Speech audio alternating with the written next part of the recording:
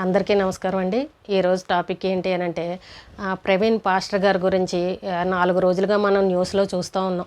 ఎవరో చంపేశారు కావాలని చేసి, ఈ ఎవరో చంపేశారని ఇలా రకరకాలుగా అందరూ మాట్లాడుతూ ఉన్నారు. అయితే మనం మతాలని, కులాలని వీటిని అన్నిటినీ ఒకసారి పక్కన పెడదాం.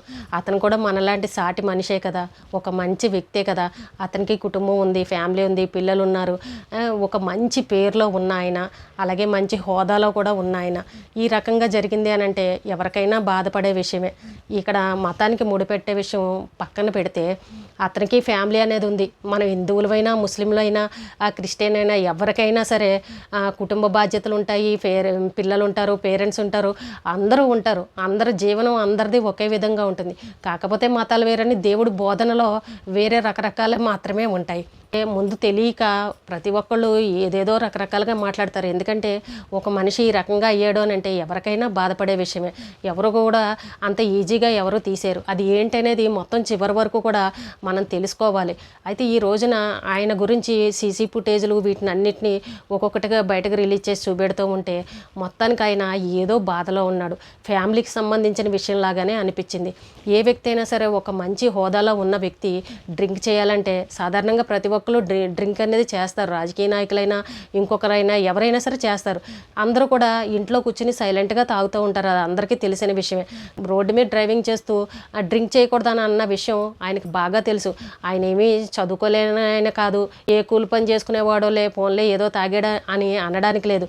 ఒక 10 మందికి మంచి మాటలు చెప్పే వ్యక్తి ఈ రోజున డ్రైవింగ్లో కూడా ఆయన ఈ రకంగా తాగాడు అని అంటే ఆయనలో ఎంతో బాధ కనబడుతోంది. ఆ బాడీ లాంగ్వేజ్ చూస్తేనే ఆయన మనసులో ఏదో తెలియని బాధ అయితే ఉంది.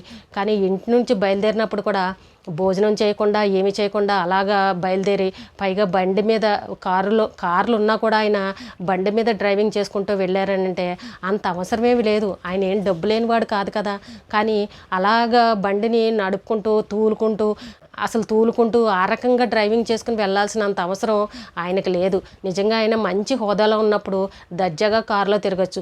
ఎక్కడికి వెళ్ళినా ఆయన కారే వాడుతూ ఉంటారని చెప్తూ ఉన్నారు. మరి అలాంటి ఆయన ఈ రకంగా బండి మీద వెళ్ళి వైన్ షాప్కి వెళ్ళి మందు కొనుక్కుని మరి రోడ్ల మీద కూర్చొని ఇలా తాగి ఇలా తూలుతూ ఉన్నారంటే కొంచెం బాధగా అనిపించింది. ఒక్కొక్కసారి చూడండి, ఎంత డబ్బున్న వాళ్ళైనా కూడా, ఎంత హోదాగా బతికిన వాళ్ళు కూడా ఒక్కోసారి వాళ్ళ మనసుకి తట్టుకోలేని బాధ కనుక వచ్చిందని అంటే ఈ రకంగా డిప్రెషన్లోకి వెళ్ళిపోతారు. ఆ డిప్రెషన్ని తట్టుకోలేక ఈ రకంగా తాగుడికి బానిస అయిపోతారు.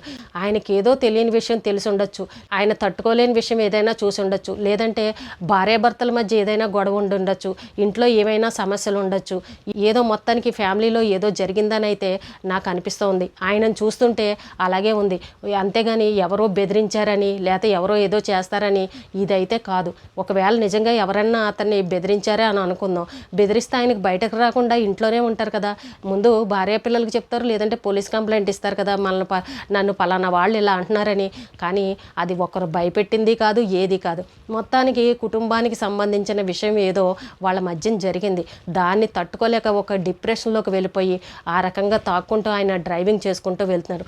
ఆ బండిని చూస్తుంటే అసలు తూలిపోతూ ఉన్నారు. ఇంకా ఏదన్నా ఏ లారీల కిందో ఎక్కడన్నా వెహికల్స్ కింద పడుంటే ఇంకా ప్రమాదం బాగా జరిగేది, అసలు గుర్తుపట్టలేని విధంగా. ఆయన పక్కకు పడిపోవడం వల్ల ఇన్ని రకరకాలుగా అనుమానాలు చెప్తూ ఉన్నారు. ఆ ట్రాఫిక్ కానిస్టేబుల్ చెప్తూ ఉన్నారు, ఆయన ఎలా వచ్చారండి, బాగా డ్రింక్ చేశారు, మేము చెప్పాము వెళ్ళొద్దు, ఇక్కడే ఉండండి అని చెప్పామంటున్నారు. అలాగే అక్కడ టీ అమ్మే అతను కూడా నా దగ్గర అరగంట సేపు ఉన్నారండి, తాగి ఉన్నారు, బాగా తూలిపోతూ ఉన్నారని ప్రత్యక్షంగా చూసిన వాళ్ళు కూడా అక్కడ చెప్తూ ఉన్నారు. ఏది ఏమైనా కూడా అసలు విషయం బయటికి ఏంటి తెలియాలి అని అంటే వాళ్ళ కుటుంబ సభ్యులే చెప్పాలి. కుటుంబ సభ్యులు అంటే ఆయనకు బాగా దగ్గరుండే వాళ్ళు ఎవరు అని అంటే ఆయన భార్య. ఏదైనా చూడండి, మగవాళ్ళు బయట నుండి ఇంటికి రాగానే ఏ విషయం ఉన్నా కూడా ముందు భార్యకి చెప్తారు. ఎందుకంటే తల్లిదండ్రుల కంటే ముందు భార్యకే చెప్తారు. భార్య దగ్గరగా ఉండే సంబంధం కాబట్టి ఏమున్నా, కష్టమున్నా, సుఖమున్నా, ఏదున్నా పలానా వాళ్ళు ఇలా అన్నారనో, లేకపోతే ఈవేళ ఇది జరిగిందని, అది జరిగింది, లేకపోతే ఆఫీస్లో ఇదని ఏ విషయం ఉన్నా కూడా ముందు భార్యకే చెప్తారు.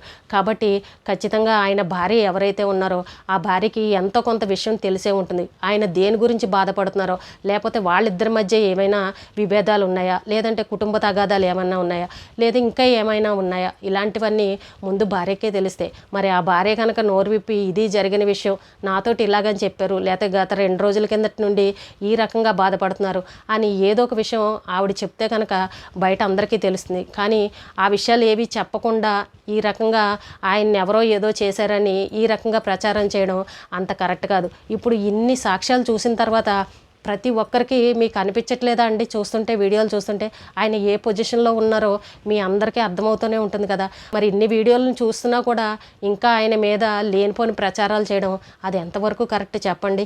ఏదన్నా ఉంటే భార్యకి కొంచెం పిల్లలు పెద్దవాళ్ళు అయ్యి ఉంటే పిల్లలకు కూడా ఇంట్లో సమస్యలు ఏంటనేవి తెలుస్తాయి కనుక వాళ్ళ ఇంట్లో ఏదైనా ఉంటే దాన్ని చెప్తే బాగుంటుంది. కానీ ఇలా లేనిపోనివి రకరకాలుగా రుద్దడం అది అస్సలు కరెక్ట్ కాదు.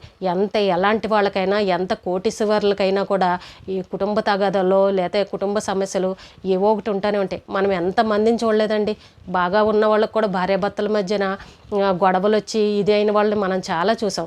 అలా ఏదో ఒకటి ఉండొచ్చు. ప్రతిదీ కుటుంబంలో జరిగింది బయటకు తెలుస్తాయో చెప్పండి? ఎవరికీ తెలియవు. సీసీ ఫుటేజ్లో చూస్తున్న ఆయన డ్రింక్ చేయడము, ఆయన వెహికల్ నడపడము, ఆయన ఉన్న కండిషను, ఆయన బాడీ లాంగ్వేజు, ఆయన పాపం దీనంగా డిప్రెషన్లోకి వెళ్ళినట్టు అలా ఒక దగ్గర కూర్చొని బాధపడడం, ఇవన్నీ చూస్తుంటే మొత్తానికి ఏదో ఆయన మనసుకి చాలా పెద్ద గాయమైనట్టే అనిపిస్తోంది. ఆయనకి ఏదో మొత్తానికి చాలా పెద్ద విషయం ఆయన మనసును బాధ పెట్టింది. దాన్ని తట్టుకోలేక ఈ రకంగా డ్రింక్ చేశారని అనిపిస్తుంది. కానీ ఒక్కసారి గమనించండి, ఎవరైనా సరే మనసు పెట్టి ఆలోచించండి. మతాలను పక్కన పెట్టేయండి. ఆయన కూడా మనలాంటి మనిషే కదా, ఆయనకి ఫ్యామిలీ ఉంది కదా. ఎవరు ఏది పడితే అది మనం ఇష్టం వచ్చినట్టు మాట్లాడకూడదు. ఒక మంచి హోదాలో ఉన్న ఆయన 10 మందికి మంచి మాటలు చెప్పే వ్యక్తి గురించి మనం ఏది కూడా తప్పుగా మాట్లాడకూడదు. ఆయన కూడా ఏవో ఒకటి సమస్యలు ఇబ్బందులు ఏవో ఉండొచ్చు. ఒక్కసారి మనసు పెట్టి అసలు లోపల నుంచి ఏంటి అనేది కుటుంబం గురించి కూడా తెలుసుకుని మాట్లాడితే బాగుంటుంది. జరిగిన విషయం బాధపడే విషయం అయినప్పుడు దానికి కొంత రంగులను పూసి హడావిడి చేసి గొడవలు చేసి ఇది కాదు మనం చేయాల్సింది. అసలు విషయం ఏంటనేది తెలుసుకోవాలి.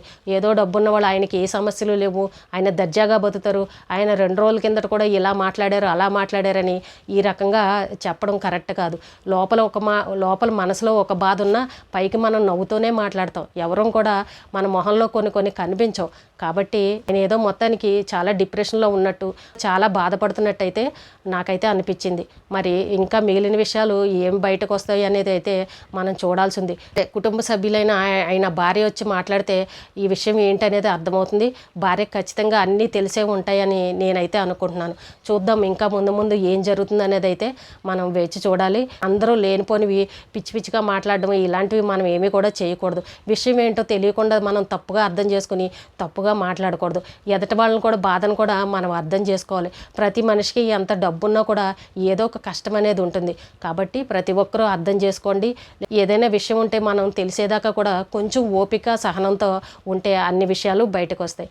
ఈ రోజుకి ఇదేనండి. రేపు మళ్ళీ ఒక మంచి విషయంతో మళ్ళీ కలుద్దాం.